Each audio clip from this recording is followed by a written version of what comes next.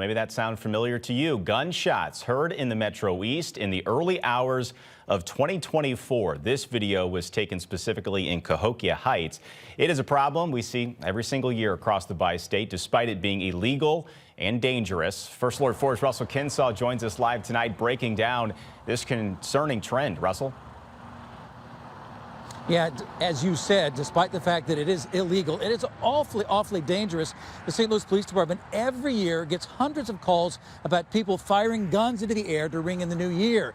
And there are videos on social media of the same thing happening last night on both sides of the river, and there was one very close call.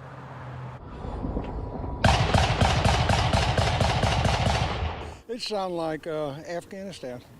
You know, I mean, they're shooting ARs, everything. Steve O'Gwyn's talking about the gunfire he heard last night in his Cahokia Heights neighborhood. It had him worried. Here's more of the cell phone video a neighbor shot. He said the gunfire ran from 11:30 to 12:30. Constant, probably for an hour, in all directions.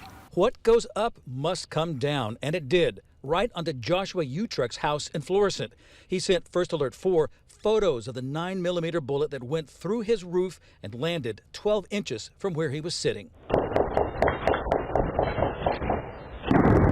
This is the kind of gunfire heard in West Belleville last night while teenager Walker Lewis and his friends were outside. I mean, shots were getting popped off left and right, and I was kind of scared, I'm not gonna lie.